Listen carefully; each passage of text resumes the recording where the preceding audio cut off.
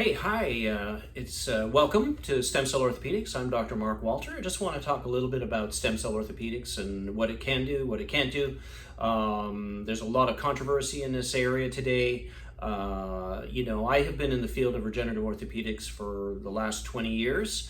I'm actually a prolotherapist by training. That means we were specialized really in ligaments and tendons, and for many years we used a dextrose solution that would help tighten joints and helped quite a bit. And of course, 6 years ago or so on, we developed the technology became available where we could actually isolate your own stem cells and mix it in with PRP, platelet-rich plasma, from the growth factors from your own blood, and have a much more powerful regenerative solution. And we actually can use this. We use this today to help the body heal itself of many different kinds of problems, knee problems, shoulder problems, hip problems, low back pain, neck pain. And it's very important that we actually have a proper physical examination by a regenerative orthopedic doctor, because he can detect where there's weakness. If we do a little palpation testing, we interrogate the affected area with palpation, and if I elicit what we call the jump sign, that actually is telling me that's a particular spot where you're going to need injections, and that would be very important to address. And I'm going to say for roughly we have about an 80% success rate. And I think that this could help a ton of people out there who are suffering with orthopedic problems. And the type of fat we like to use, the type of stem cells we like to use is from fat. I think it's very important that you use DNA matched stem cells from your own body. No cell knows how to rebuild you better than your own stem cells. And if we mix that in with PRP growth factors, I think we have about the most powerful regenerative solution possible. The whole thing is done. You come into the office, we take about 60 to 100 cc's of fat, we take your blood, we isolate your stem cells, and we join it with your growth factors, and then we inject it in and around the joint. And of course, in the knee, for example, it's not only going to be in the joint, but it's going to be around the joint at all the weak ligament and tendon attachments. Same for the shoulder, same for the hip, same for the low back. So when you're 20, your cartilage is that high and your capsule is tight, and when you're 60 or 70, the cartilage may have worn down and the capsule now is loose. You can have pain from the famous bone on bone, the axial force of that. You can also have pain from instability, and the attachments of your ligaments have a lot of nerve endings. So this is a big deal and a major pain generator in a lot of people. And I often get asked, Doc, if I do a stem cell, how quickly might I notice improvement? And the tightening of the joint can occur virtually within days to the first week.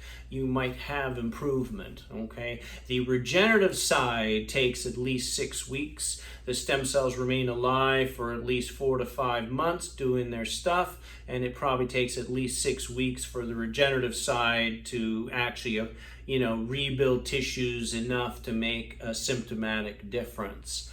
In the low back, I've often see patients with low back, and what is often overlooked is the pelvis can be a major pain generator.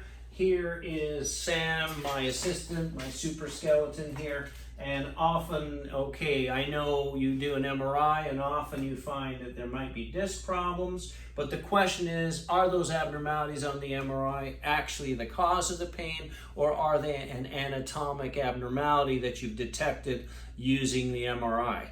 And very often, if I do palpation testing on the low back and I elicit that there's no pain here, but the patient actually jumps off the table, and I've reproduced their pain when I put 20 pounds of pressure on the pelvic area, I feel that is virtually diagnostic that the major pain generator, the primary pain generator, is actually coming from the pelvis and not from the lumbar spine. So that's a big deal. In the shoulder also, there can be, you can have pain, from the rotator cuff attachments here. You can have pain from the anterior areas of the shoulder. You can also, or you can have pain inside the joint.